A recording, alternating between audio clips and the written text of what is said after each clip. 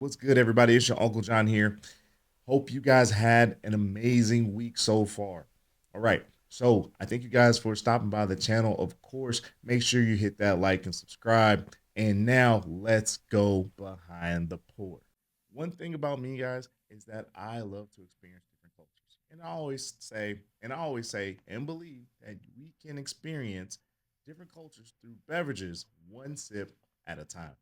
And what I enjoy even more is sharing these cultures with people in person live around the world. And that's the first thing we're going to talk about today. So recently, I invited my boy, 23 Dries, down with me to Mexico to get a real experience of the tequila making production process. And on this trip, we were with Cazcanes Tequila. They took us behind the pour to see and experience how their tequila was made. One of the unique and special things about Cazcanes is where they get their water source from. And of course, we got to see that first. Check out my boy sitting on top of the water pumping station, like living life to the fullest. And then, of course, we visited the distillery where the tequila is made. And for those of you who don't know, it's called Tequila Tap, also known as T-Tap. And this is NOM 1614. So during the experience, of course, we got to see the Humidor cut the agave. You got to see the actual oven where the agave is cooked. We got to see the milling and the distilling and the fermentation tank. And so he got to see the whole entire experience, and it was phenomenal. Shout out to Cascanes for hosting 23 Dries and me on this experience. So to finish up the trip, we went to La Capilla where we had some batangas, listened to some mariachi. Of course, I met some friends as well as some locals and sipped on batangas for several hours until we hit the next spot, which was Fortaleza Distillery for their industry park. Once at Fortaleza, he got to see the grounds, he got to see the cave, he got to sip on Don Fulano, of course, Arete, and of course, Fortaleza, Los Abuelos, and had a amazing time. I think he even got the behind the scenes tour, which was really dope, and I think he enjoyed it. So make sure you stay tuned, stay locked in, as I take you guys behind the pour to experience the production processes of different beverages from around the world. All right, so let's start some industry news. If you didn't know, BCB just finished up about a week or so ago in Brooklyn, New York. Oh, what's BCB? That's Bar Convent Brooklyn. Huge, huge, huge industry um, convention with lots of great beverages for people to try. Now, from what I understand, this year was the convention's best year of so far.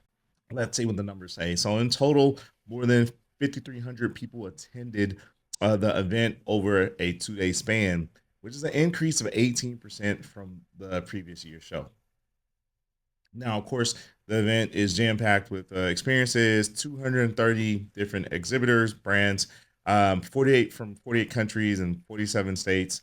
On the floor, 550,000 drinks and spirit samples were poured, with around 52 education sessions provided with 132 speakers. Yeah, that sounds like a lot of education and sipping and living going on.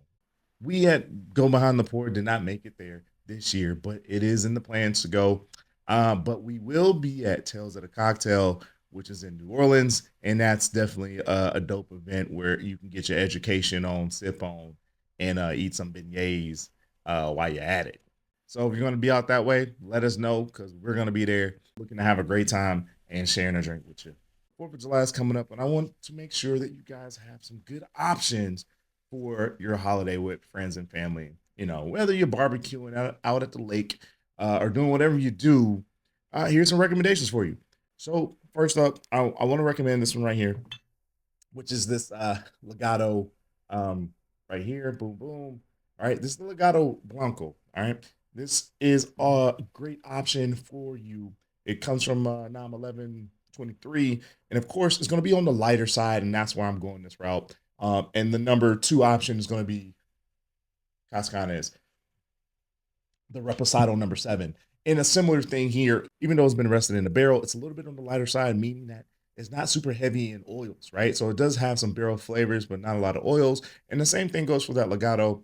So I think those are really light and crisp and really good for your summer 4th of July sip situation. Now the cool thing is you can definitely mix these in some light cocktails if you like, um, and have a good time with it. So there you go. Let me know what you think if you like these for your 4th of July drinking options. Put them in the comments. If you don't, tell me what you would rather have. All right, guys, that's the show for the week. Thanks for watching, of course. Hopefully, you got something good and interesting out of this episode. Please, in the comments, let us know what you like, what you don't like to sip during your holiday season. And last but not least, thanks for watching.